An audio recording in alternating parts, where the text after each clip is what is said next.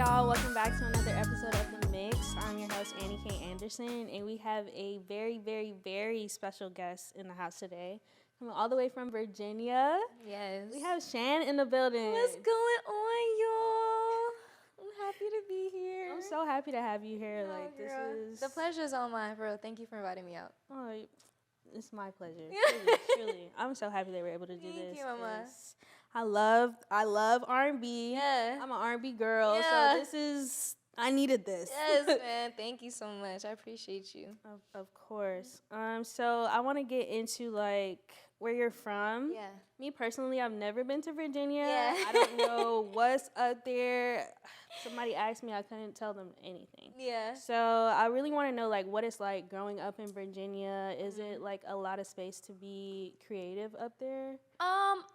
I will say that the creative community in Virginia is huge. Like, we have a very, very beautiful creative community of like DJs, artists that paint, like and like music too. Yeah. There's a lot of people that do crazy stuff. But growing up, it was really cool. It's very like grassy and green over there. Like Virginia is super like Foresty. Yeah, like, but I appreciate that though. You know what I'm saying? It was a point in time where I didn't really understand the privilege we have of like having a beach to go to anytime we want to. Yeah. And now I feel like that's something that grounds me. You know what I'm saying? Definitely. So I love Virginia and I love being a part of the creative community out there too. So shout out to all y'all who are watching this who are part of that community too. And I do know a few people from Virginia. Oh. They all seem really cool. There's this artist that I know. Her name is Kay. Like, Kay! Yes. Shout out to Kay. I was just Shout out with her. Kay. Yeah, She's amazing. She is great. She's amazing. I was just with her a couple weekest. English. But no, I was just with her a couple weeks ago at the Social Supply event. Yeah, she's dope. Shout out to her for sure. Definitely. Yeah. So before we get into any new music, I want to touch base on a single that you dropped in 2022. Okay. Ooh. Without Trying. Yeah. Let me preface this by saying that I love all of your music, but Without Trying is probably my favorite song. Oh, thank you. It is my favorite song. I've been listening to it all day, and like even before that, like definitely in my shuffle, in my playlist. So I really just wanted to know, like, what's the how did you come about making that? Oh, what man. was the creative process? I was living in Atlanta, and my manager at the time was like, yo, I have this producer that really, really wants to work with you. His name is Spiff. Shout out to Spiff Sinatra. That's a cool last name. Yeah, I know. And I was like, yeah, okay, but at that time I was just so nervous. Like I didn't really have the confidence that I have now when it comes to like sessions and stuff. I would always just be nervous, like, oh, what if I don't make like the right thing, or what if it's just forced? I was just super scared of that. But I remember we linked, and right before I walked into the session, I prayed really hard, and I was like, God, please let it go well. Please let this session go well. Like, I just, you know what I'm saying?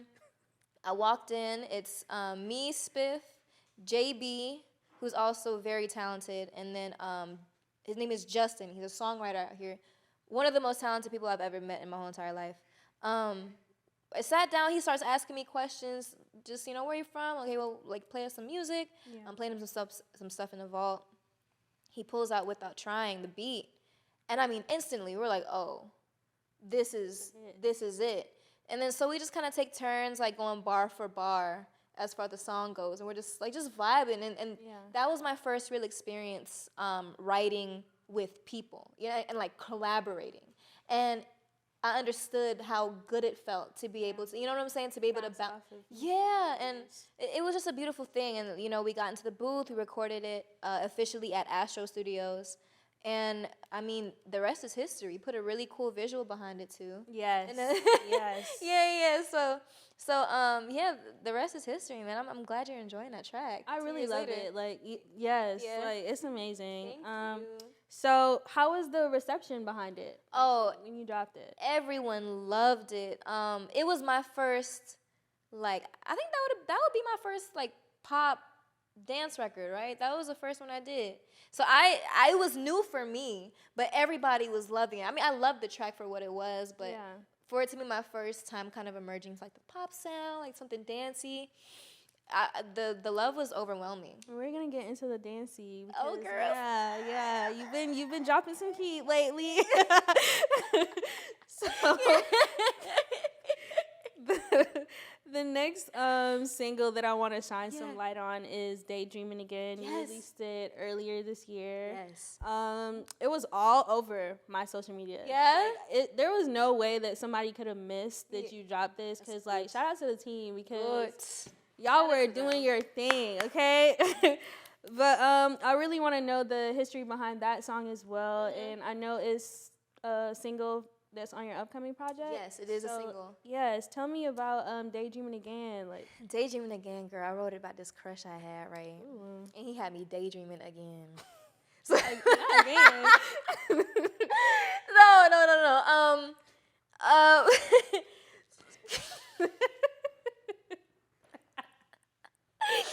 How do y'all deal with me, bro? I'm sorry.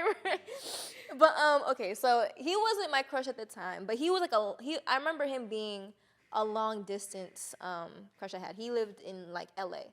Okay. Virginia. We just, But I kind of when I heard the beat, I feel like it kind of took me back to a place where I was just like yearning, like, oh my gosh, like I really like this guy. Like this sounds like a song that would kind of encapsulate what having a crush would be like, right? So the fact that he was long distance, I would just be daydreaming about like, us going on a date or like us having fun, and it's not happening, but it a little delusional. I was literally gonna say, like, we're just girls, because I get it. Like, I'm a little delusional too. Yeah, man, I'm just like, it would be so much fun if we just walked on the beach. but I just was I wanted to put that in the song. So I wrote that song in my car on the way to work. I had the lyrics in my notes, and then we had a writer's camp in Atlanta to kind of lay down the tracks for the project, the demos at least. And that's the first song we cut officially for the demo. So yeah, it's for the real lovers out there. And if you ain't really loving, I don't know what to tell you. For real.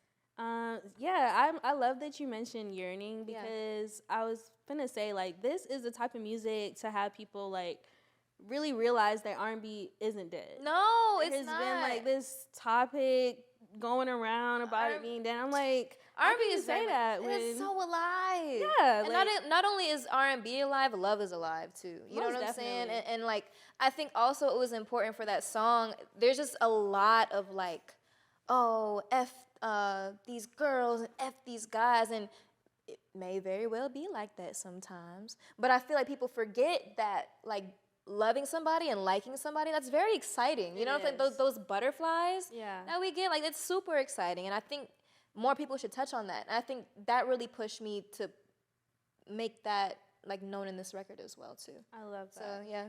I do love that. For sure. So let's talk about Shake. Shake, hey, suck it to the bass, come up, wind up on the DJ. Come on, what DJ? Cherry, my dog, for real, bro. You absolutely cannot listen to this record without moving some part of your body. I'm from the Caribbean, so I love something with a little tempo. Yeah, I like to move my hips and stuff like that. Yeah, and this is sonically something different from what you have put out. So what made you want to create or on this new sound? I think I have this inspiration to, like, make everything I do better than I did before. Like, you know what I'm saying? Like, I feel like I really enjoy a challenge now. Like, I think my confidence is there that it's like, okay, well, how can we make our next move even better than what we just did? Not that that's better, but like, how can I challenge myself? Definitely. You know? It's a good mindset to have. Yeah, this track was super special. Shout out to Sun Sensei. He's produced all my tracks that I'm dropping this year, and he's amazing. If you see this, I love you so much. But he sent me the track, and I knew it was mine. But at that time, I was like, oh, I haven't really touched a record like this, like, ever. I knew it was going to be something new. I knew it was going to be something different. So I was like, man, I got to study.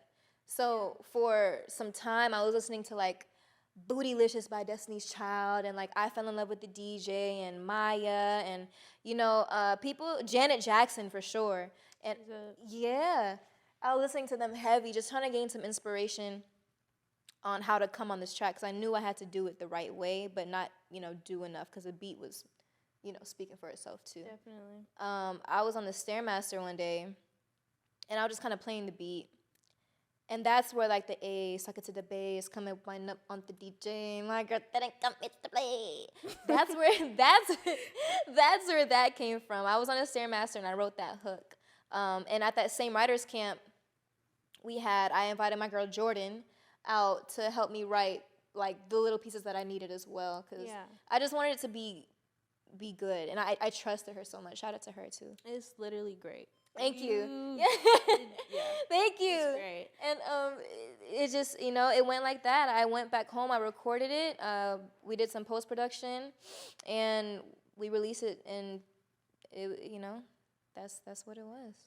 So Shake is also going to be on the album as well? Yes, ma'am. So we can expect a lot of different sounds. Is there another track on there that kind of sounds like Shake? Not necessarily sound, but has like a higher tempo frequency? Yes. We have this one song.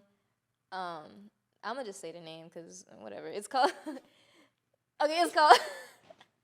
it's called When You Touch Me. Okay. And that song, it's not the same dancey, it's not the same vibe as Shake, but it's going to make everybody dance as well. Okay. You know what I'm saying? So I think a lot of people are gonna really love and appreciate that song for what it is. I love how you're like maneuvering into like different lanes. Thank you. Yeah, like, thank you. It's fun. Nice. It's nice to see artists kind of like experiment with different sounds. I think we should, man. Like, we're multidimensional people anyway, so it's like why limit that? Definitely. Why limit that? And it just feels a lot better knowing that I'm capable of these different things too. People will try to put you into a box, but I'm just like, bro, I'm gonna break it every time. Every single time. Okay. Let them know. Okay. So it is quite evident, like we were just talking about, that you do have that range. Yes.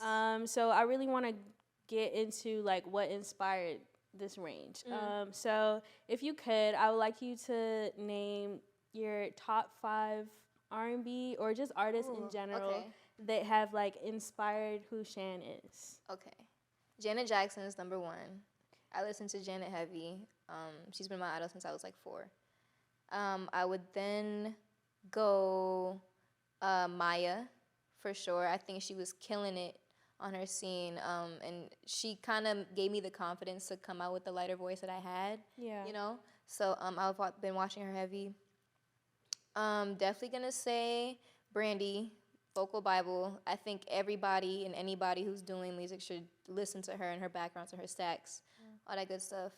I feel like I'm missing so many people, but if we're doing a 5, Kehlani. Love Kehlani. I do too. I think she's amazing, and I've been watching her for a while and like just picking up the notes as a performer as well. She's an amazing performer. 5, I'd definitely go Jhené Aiko. I like that. Jhené Aiko. You kind of have like that high voice that she has as well. I like that. Yeah, they inspire me a lot, for sure. Oh, I like that. That's a good list. Yeah. That's a really good list. Yeah. 5 list for sure.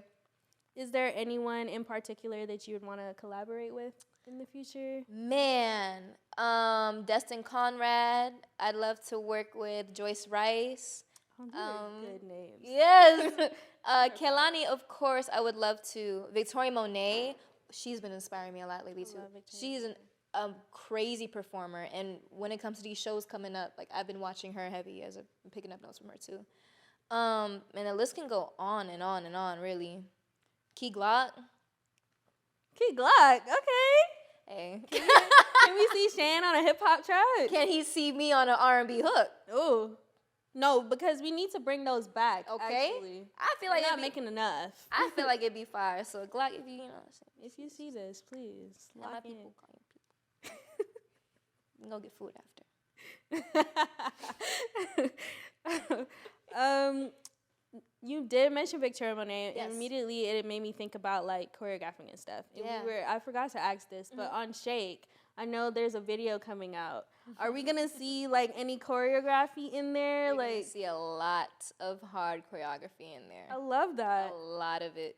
a lot of it. So that's gonna be really hard. Just trying to prep my body because I don't be. Are you were you a dancer at all? Yeah, I was a dancer in high school, and I kind of just left it alone and just to focus on music. I didn't think that I'd be tying it back into music. Actually, I just started recently doing that again, and I'm kind of falling more in love with it now. It feels good. It feels really good for sure. Yeah. Okay, so let's talk R&B, more specifically the state of it.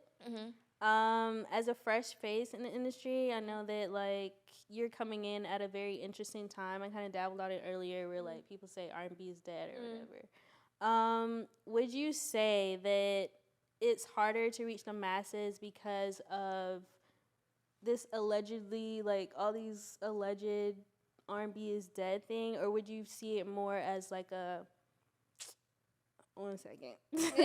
Would you see it more as an opportunity to showcase like the newer generation of art? Yeah, I think it's a great opportunity to showcase what we have going on in this generation. You know, we have social media. You know what I'm saying? Like let's talk about that. Like we have something that people didn't have years ago. Yeah. And I don't think it's a matter of like will it reach the masses, but like there's a lot that also goes into like releasing music as well. I agree. I think if you stay true to who you are as an artist and what you stand for in your music, and you're trying different things and doing all that stuff, I think your audience will find you. I agree. You know, I don't think the genre is dead. I think it's evolving. I think there's a lot of things out there. Like if you want to listen to 90s R&B, there's 90s R&B. I think if you want to listen to modern R&B, there's stuff for that too. Amazing underground artists. Like there's something for everybody out there. That's not looking. Yeah, that's why I really dislike the discourse that it's dead, because like I hear amazing music from new people every day. Same. You know, just look. Literally. Just look. Like you have curators, you know, that are on TikTok and are on Instagram. That all these amazing platforms. Yeah, like there's R&B. Shout out to Shay. Shout out to Shay. Shout out to my girl Shay for sure. Shout out Nova's Principles. Yeah. Like, yeah. What? Nova's Principles. Come on up. Period. But yeah, the resources are there. People are just not looking. No, they're just not looking. Don't be lazy. Go find that music. It'll make you smile once you find a new track that you never heard before. They're out there for sure. Definitely. So let's talk about mommy life. Yeah. You are a mom. I'm a mommy. How has it been like maneuvering momhood and being like this fresh face in the industry, like coming up in music? How is it finding that balance? It has been, you know, I'm not gonna lie to you. It has its times where it's not the easiest, but I wouldn't say it's the hardest, because these are two very big aspects of my life that I'm passionate about. Okay. You know what I'm saying? Like I said, there will be times where it is kind of hard to like go to the studio, but luckily my mom, she's amazing. If I have to, you know, go to the studio or do anything creative wise in Virginia, like she'll watch them for me. She's an amazing support system for me, so shout out to her as well. But it's beautiful, really. I recorded my 3-pack project Cold Without You while I was pregnant with him, so he's really been a part of my whole entire like career, basically. Like the Without Trying video, I was 2 months pregnant with him, so he was with me there too. And now it's cool. He's only 1, but he's so smart. Like he's literally brilliant. He'll listen to Daydreaming Again, or he'll listen to Shake and be like, Mama? Wow. So he recognizes. He knows, yes, he knows that his mom does music. And probably because you were listening or making it while he was in there. Exactly. That's really cool. And recently he started like taking my makeup brushes and like he'll speak into it like it's a microphone. Early in the morning, like we'll just wake up and he'll grab a brush or a mug and be like, "Bah!" Now he's saying no. Yeah, and I'm like, okay, yes, bye, bye. And yeah, he's brilliant, man. He really makes all of this just that much sweeter, honestly. Are you like, can you see yourself like putting him on a track, like, or like a sample? For sure. I can't wait till I can take him to the studio with me, and I could just sit him down and just teach him all. That's fire. Hand on the mic. What you want to do? You know. I love that. I love him so much. I do. I love babies. Yeah, man. So to wrap this up, I like to ask my guests, what's one piece of advice they can share with upcoming artists or, just people that are needing motivation to still pursue their craft. Yeah. So what is something that you can share with the Mars Mixer viewers that you've learned, or maybe? I got a couple, really. Command the room is something that really came into my mind. Just because I've learned that over the years, that's very, especially as a woman, command the room. Command in the industry. Yeah, exactly. And I would say have some really good people around you. Your team is so important. It's so important. They need to be, not only do they be able to they need to be able to do their jobs, but they need to be able to ground you. And I brag about these guys all the time. I tell people, I know that we're supposed to be together because I know if I wasn't doing music, we'd still be bonded by spirit. So I trust these guys. Get some people that you trust. Get some people that know what they're doing and that are passionate about your craft as well. 3, I just say, please don't stop.